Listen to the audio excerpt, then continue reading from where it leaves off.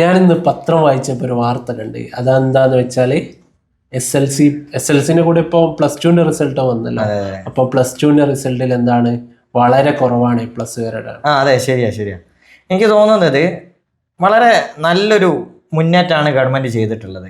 കാരണം നിലവിലെ കേരളത്തിലെ വിദ്യാഭ്യാസത്തിന്റെ സ്ഥിതി, അതിൻ്റെ കൃത്യമായൊരു ചിത്രം നമുക്കതിൽ നിന്ന് മനസ്സിലാക്കാം. കാരണം ഒരു കാലത്ത് ഒരുപാട് A+കാർ ഉണ്ട് എന്ന് നമ്മൾ അഭിമാനിച്ചിരുന്ന ഒരു സ്റ്റേറ്റാണ് കേരളം. പക്ഷേ ഗണ്യമായ ഫിസിക്സിനാന്ന് തോന്നുന്നു, ഫിസിക്സിന് 89.58% നിന്ന് അത് 86.27% മാറിയിട്ടുണ്ട്. അപ്പോൾ ഇതുപോലെ മറ്റ് സയൻസ് സബ്ജക്റ്റുകളിലൊക്കെ നല്ല കുറവ് വന്നിട്ടുണ്ട്, A+കാരുടെ എണ്ണം കുറവ് വന്നിട്ടുണ്ട്. അപ്പോൾ ഒരു ചിത്രം, കേരളത്തിൻ്റെ വിദ്യാഭ്യാസത്തിൻ്റെ നിലവാരത്തിൻ്റെ ഒരു ചിത്രം ഇതിലൂടെ നമുക്ക് മനസ്സിലാവും. പിന്നെ പോസിറ്റീവാന്ന് പറയാൻ കാരണം നമുക്കറിയാം, ഇപ്പോൾ NEP 2020 വന്നപ്പോൾ ഒരുപാട് മാറ്റങ്ങൾ അതിൽ വന്നിട്ടുണ്ട്. CUT പോലെയുള്ള എക്സാമുകൾ സെൻട്രൽ യൂണിവേഴ്സിറ്റിയിലേക്ക് വരുന്നു, നീറ്റ് എക്സാം നടക്കുന്നുണ്ട്, JEE. ഇതിലൊക്കെ നമ്മുടെ കുട്ടികളുടെ നിലവാരം അവിടെ ഒരു പ്രതിസന്ധി സൃഷ്ടിച്ചിട്ടുണ്ട്. നമ്മൾ A+ കൂടുതലുണ്ട്, പക്ഷേ അത്തരം കോഴ്സുകളിലേക്ക് കുട്ടികൾ പോകുന്നത് വളരെ കുറവാണ്, അതിൽ അവർക്ക് കിട്ടുന്നില്ല. അപ്പോൾ ഈ ഒരു പ്രതിസന്ധിയുടെ മൂല കാരണം എന്ന് പറഞ്ഞാൽ നമ്മൾ A+ കുറേ കൂട്ടി കൊടുക്കുന്നു, നമ്മൾ ഉദാരമായിട്ട് മാർക്ക് കൊടുക്കുന്നു. ഇതിൻ്റെ ഫലമായിട്ട് അവിടെ എത്തുമ്പോൾ കുട്ടികൾ അവിടെ സ്റ്റോപ്പായി പോവാണ്. കാരണം ആ ഒരു സിലബസ് അല്ലെങ്കിൽ ആ ഒരു ക്വസ്റ്റ്യൻസ് അറ്റൻഡ് ചെയ്യാൻ പറ്റുന്നില്ല. അപ്പോൾ നമ്മൾ കൂടുതൽ കോൺസെപ്റ്റ് ഓറിയന്റഡ് ആയിട്ട്, അതെ, കോൺസെപ്റ്റ് ഓറിയന്റഡ് ആയിട്ട് തന്നെ കൊടുക്കണം. കാരണം കുട്ടികളൊരു രീതിയിൽ പഠിപ്പിച്ചു വന്നു. ഇപ്പോൾ ഓൺലൈൻ ടീച്ചിങ്സ് ഒരുപാടുണ്ട്, മറ്റുള്ള സംവിധാനങ്ങളിലൂടെ ഒക്കെ കുട്ടികൾ പഠിക്കുന്നുണ്ട്. ട്യൂഷന് ചേർക്കാത്ത കുട്ടികൾ കുറവാണ്, പക്ഷേ അവർ കൊടുക്കുന്ന നോട്ട് അതുപോലെ പഠിക്കുന്നു.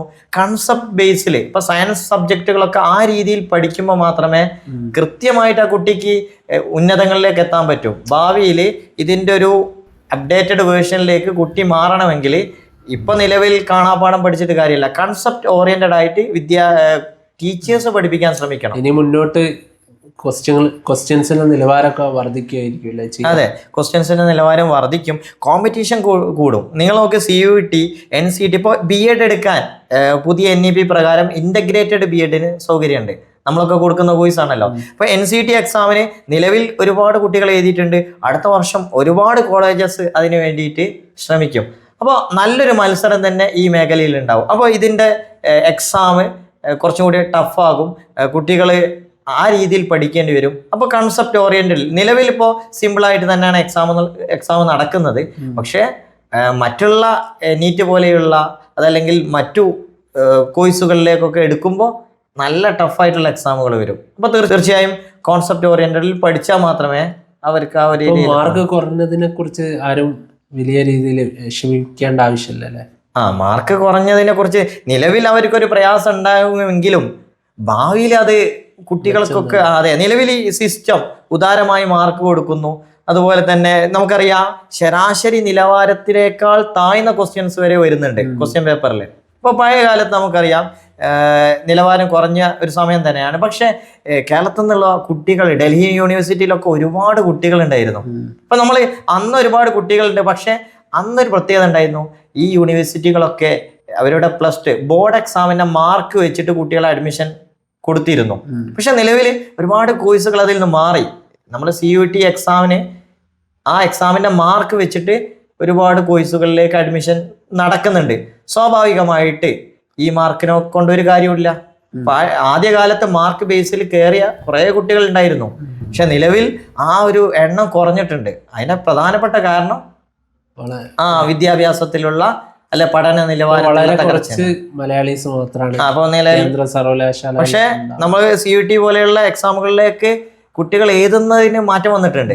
കഴിഞ്ഞ വർഷത്തേക്കാൾ കൂടുതൽ കുട്ടികൾ ഈ പ്രാവശ്യം എഴുതിയിട്ടുണ്ട്. ഈ പ്രാവശ്യത്തേക്കാൾ കൂടുതൽ കുട്ടികൾ അത്തരം കോഴ്സുകൾ അല്ലെങ്കിൽ അത്തരം എക്സാമുകൾ എഴുതാൻ സാധ്യതയുണ്ട്.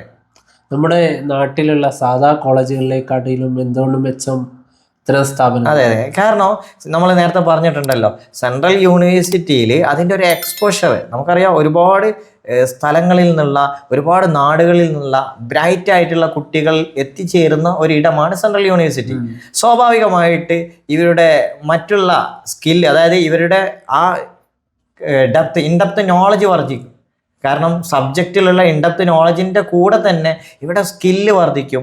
ഇപ്പോൾ പ്രത്യേകിച്ച് നമുക്കറിയാം ഈ JNU പോലെയുള്ള സ്ഥലങ്ങളിലൊക്കെ അവർ കുറച്ചും കൂടി പൊളിറ്റിക്സിന് കുറച്ചും കൂടി പ്രാധാന്യം കൊടുക്കുന്നുണ്ട്. അപ്പോൾ ഇത്തരം സ്ഥലങ്ങളിൽ എത്തിപ്പെടുന്ന ആളുകളുടെ അനലറ്റിക്കൽ സ്കില്ല്, മറ്റുള്ള സ്കില്ലുകളൊക്കെ വർദ്ധിക്കുകയും സ്വാഭാവികമായിട്ട് വ്യത്യസ്ത മേഖലകളിലേക്ക് എത്തിപ്പെടാൻ ഒരു അവസരമാണ് തീർച്ചയായും. മാത്രമല്ല ലാംഗ്വേജ്, അതൊക്കെ കുട്ടികളെ നല്ല നിലവാരത്തിലുള്ള പഠനം അവർക്ക് സാധ്യമാക്കും. അതുകൊണ്ട് സെൻട്രൽ യൂണിവേഴ്സിറ്റി തന്നെയാണ് ഏറ്റവും ബെസ്റ്റായ ഒരു പ്രിഫറൻസ്.